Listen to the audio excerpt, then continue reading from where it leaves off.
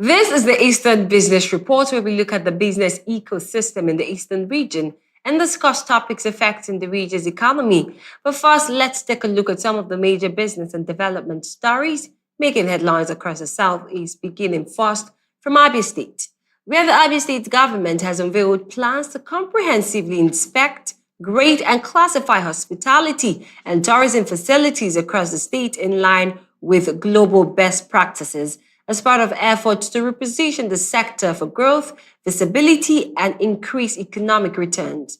The initiative was disclosed on Wednesday during a stakeholders engagement for operators in the hospitality and tourism sector, organized by the Ministry of Art, Culture, and Creative Economy, and attended by hotel owners, industry players, consultants, and government officials. Speaking at the event, the managing director of Amena Hospitality and Tourism Innovation Technology Solution, Mr. Edosa, said the administration of Governor Alex Otti had taken a strategic decision to upgrade standards in the sector, recognizing tourism as one of the highest employers of labor globally. According to him, all hotels, lounges, bars, restaurants, and recreational centers operating in the state will undergo inspection and classification based on international benchmarks, with technology deployed to enhance transparency and global visibility.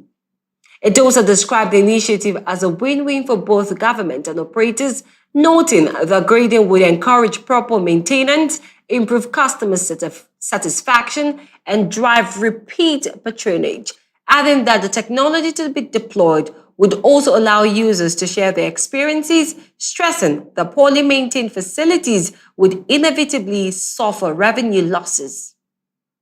Still from Abia State, where the chairman of the Abia State Electricity Regulatory Agency, Emeka, has said that Abba Power, Nigeria's newest electricity distribution company, is the standard by which the other 11 distribution firms in the country will be judged. Emeka made the remarks for inspecting the facilities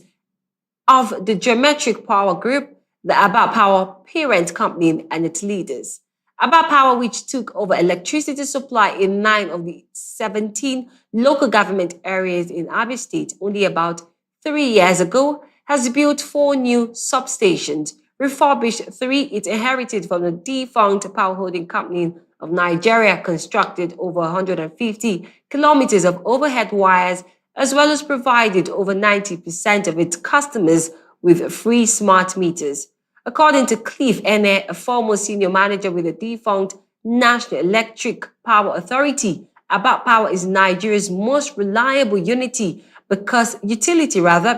of its constant electricity supply, which made Abba people experience regular power for over 2 months towards the end of last year. The Geometric Power Plant Managing Director, Engineer Ben Caven, who is the only person in NEPA's history to hold at different times the position of Executive Director for Engineering, Executive Director for Generation, and Executive Director for Transmission, explained that the company is considering expanding the plant capacity from 188 megawatts to 500 megawatts in anticipation of continued growth of the Abia State power demand. Though the power engineering veteran gave no details, sources close to the company hinted that some government outside Abia State are in discussions with Abia Power to supply them with electricity from its embedded power plant due to its reliability, quality, and affordable cost. Still from Abia State, where the owners of land from the proposed Abia Airport project in Nsulu, Isialangwa North local government have threatened to reclaim their farmland ahead of the year's farming season, where the affected village include Obala, Umezenta, and Umelenwa in Umomanta Autonomous Community, Mbasi. The people who conducted newsmen around the runway site on Wednesday said they were no longer comfortable with the handling of the acquisition and compensation process. The village head of Umezinta and secretary of the Nsulu Landowners Association, Dr. Etizelam Oka Omona, said their decision to reclaim their land was further driven by the need to avert hunger and economic hardship in the areas. He accused the Abia State Ministry of Land and Survey of failing to address repeated complaints about alleged fictitious and non-existent name included in the compensation list. Oka Omona said the government was not engaging directly with the genuine landowners, adding that the situation had eroded their confidence in the process. Finally, from Akwa Ibom State, where the governor of Akwa Ibom State, Amena, has approved the release of an additional 2.3 billion naira for the payment of outstanding gratuity to the state retirees, which brings the total amount paid so far to nearly 80 billion naira out of the 111 billion naira backlog inherited in 2023.